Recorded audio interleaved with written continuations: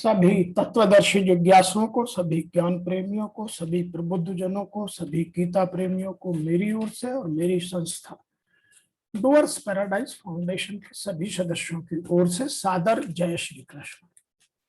आज हम वर्तमान युग में आध्यात्मिक चिंतन की श्रृंखला के तहत गीता के 6वें अध्याय के श्लोक संख्या 12 की व्याख्या कर रहे हैं। 11 में भगवान ने यह बताया कि ध्यान योग के लिए आसन की स्थापन विधि क्या है, और इसमें यह बताते हैं कि आप कैसे उसके लिए एकाग्र मन करके बैठें, जिसको ऋषि वेदव्यास जी ने कुछ इस तरह लिखा है। तत्र एकाग्रम मनः कृत्वा यत चित्तेन्द्रिय क्रियः उपविश्य आसने युज्यायात योगम आत्मविशुद्धये। वहां मन को एकाग्र करके चित्र और इंद्रियों की क्रियाओं को वश में रखते हुए आसन पर बैठें और अंतःकरण की शुद्धि के लिए योग आरंभ करें।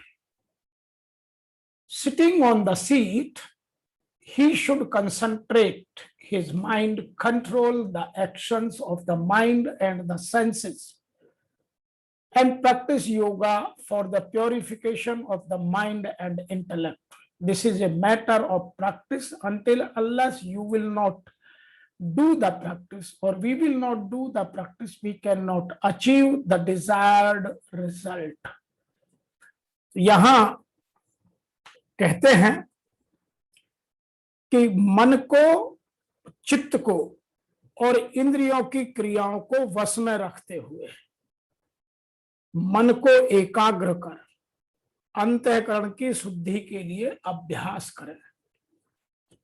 कुछ लोग इसको सीधे साधे शब्दों में कुछ इस तरह भी कहते हैं कि उस आसन पर जिसकी हमने 11वें श्लोक में बात की थी, बैठकर जो ध्यान लगाने के विधान हैं, अर्थात मन को एकाग्र करना, चित्त और इंद्रियों की क्रियाओं को वश में रखना, तब अंतःकरण की शुद्धि के लिए योगाभ्यास करें। और यदि हम ये नहीं कर सकते तो फिर यह सब बेमानी होगा। तो यहां हम इसे आध्यात्मिक रूप से यदि समझना चाहें तो तत्र आसने, जिस आसन पर क्रम से कुशा, मृगशाला, वस्त्र बिछाया हुआ है, ऐसे पूर्व श्लोक में वर्णित आसन को यहाँ तत्र आसने पद आया है। दूसरा शब्द है उपश्य। उपश्य का मतलब है बैठकर। बिछाए हुए आसन पर सिद्धासन, पद्मासन या सुखासन आसन नहीं बैठे।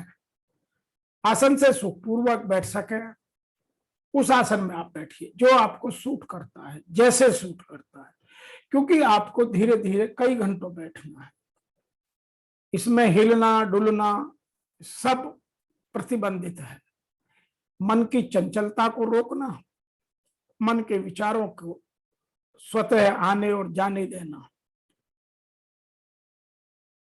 कारण है कि मन की चंचलता शरीर को स्थिर नहीं होने देती और शरीर की चंचलता क्रिया और प्रवणता को स्थिर नहीं होने देती। इसलिए ध्यान के समय शरीर का स्थिर और मन का स्थिर होना आवश्यक है।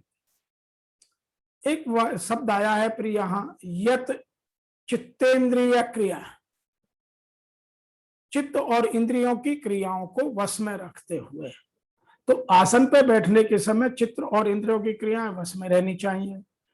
व्यवहार समय भी शरीर, मन, इंद्रियां आदि क्रियाओं पर अपना अधिकार होना चाहिए। कारण है कि व्यवहार काल में चित्त और इंद्रियां वश में रहेंगी, तभी ध्यान के समय जल्दी से वश में आएंगी, अन्यथा नहीं। व्यवहार काल में भी चित्तादि क्रियाओं को वश में रखना आवश्यक है। आगे लिखा है एकाग्रम मनः कृत्वा, मन को एकाग्र करें, अर्थात सब तरफ से खींचकर केवल भगवान को समर्पित कर दें। मन में संसार के चिंतन को बिल्कुल मिटा दें। इसके लिए ऐसा विचार करें कि मैं ध्यान करने के लिए आसन पर बैठा हूं। यदि मैं इस समय संसार का चिंतन करूंगा तो अभी संसार का काम तो होगा नहीं, और संसार का चिंतन होने से परमात्मा का चिंतन ध्यान भी नहीं होगा। तो दोनों तरह से मैं खाली का खाली, दोनों तरह से नुकसान। इसलिए वहां केवल परमात्मा के चिंतन में ही होना चाहिए, संसार का चिंतन छोड़ देना चाहिए। आगे लिखा है, युज्यात योगम आत्म विशुद्धये, अंतःकरण की शुद्धि के लिए ध्यान योग का अभ्यास करें। सांसारिक पदार्थ, भोग, मान, बढ़ाई, आराम, यश, प्रतिष्ठा, सुख, सुविधा आदि सब का उद्देश्य अर्थात इनकी कामना रखना ही अंतःकरण की अशुद्धि है।